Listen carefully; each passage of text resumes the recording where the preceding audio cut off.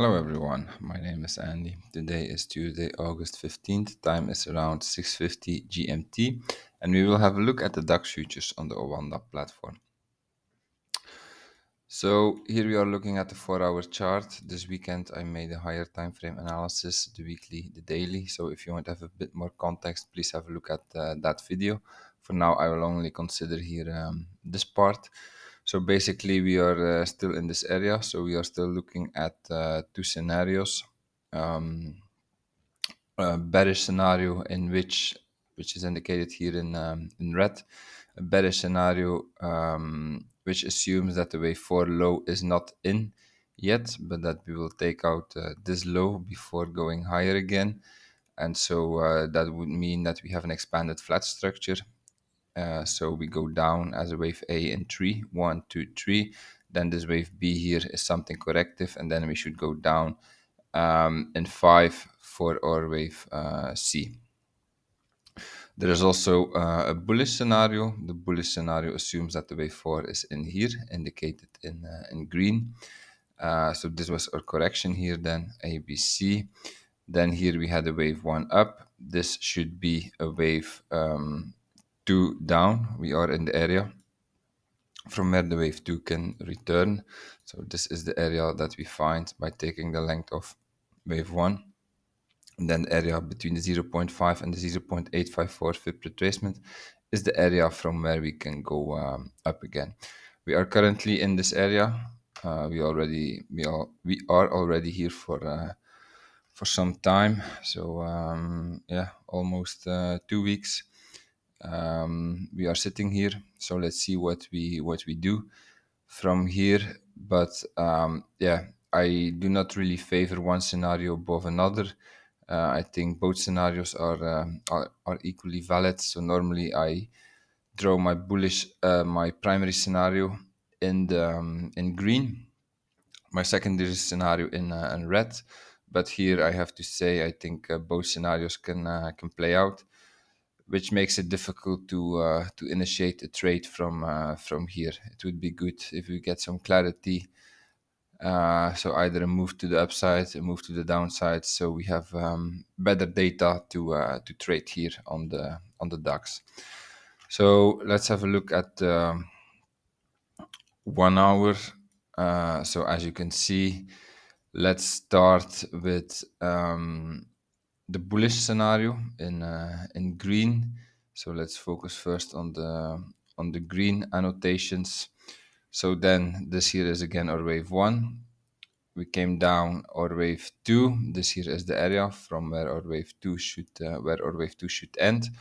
So now I indicate this as an ABC here with a short C leg, but of course nothing excludes that we make another low for a C leg. That's definitely possible. Then yeah, we have something like this.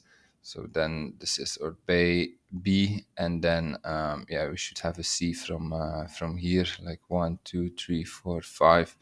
That's definitely possible. And then our wave 2 would be in here. So, however, if the wave C low is in here and so also the wave 2 low, then yeah, that could mean that we here have the beginning of an impulse. Like this could be our wave 1 or wave 2, and then now we should see this here, this wave 3 to the upside.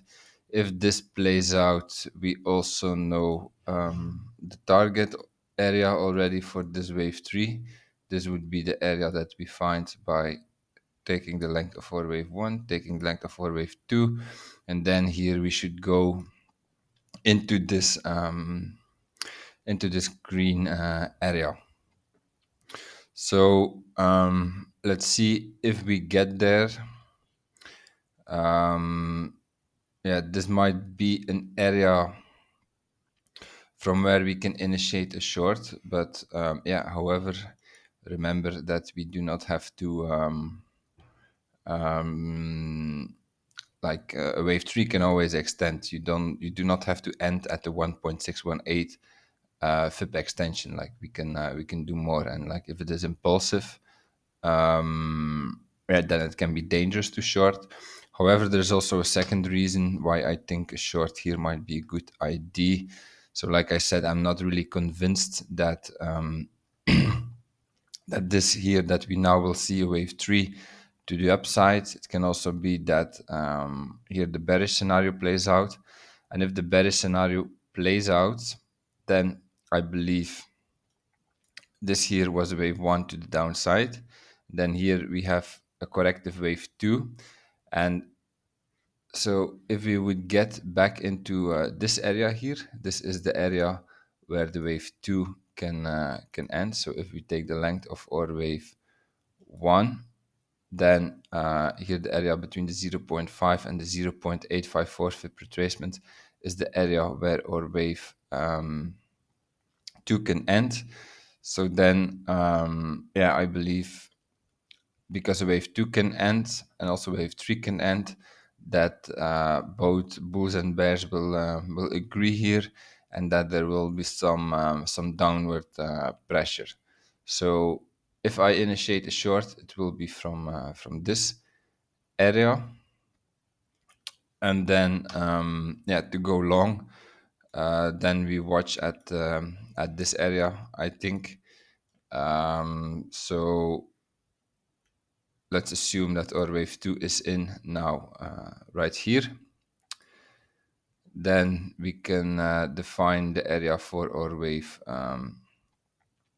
3. Like if we take the length of our wave 1, the length of our wave 2, then the area here between the 1 and the 1.618 fib extension is the area from where we can go long. This is the area where this wave 3 will end, and probably also the 4 and the 5 will end in this area, because our wave 4 should end here in this area here indicated in green.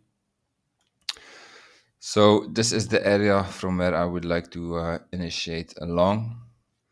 But so as you can see now, we are somewhere in between, like yeah, and both scenarios are for me equally valid. Like, okay, if our wave 2 in the bearish scenario, if our wave 2 is in, then this can be a 1, this can be a 2, and we go down from here. If our wave 2 low of the bullish scenario is in here, then this can be a 1, this can be a 2, and then we will have a 3 to the upside. So as you can see, like we are in between, we can go up, we can go down. There is not really an indication of what we will do. So I just have to continue waiting till we reach this area, or till we reach this area, interpret the data again, and then see if I can initiate a short from here or initiate a long from here. Okay, that's my analysis for today. If you enjoyed it, please like, subscribe, comment to support my work, and I see you tomorrow for another video. Have a nice day. Bye bye.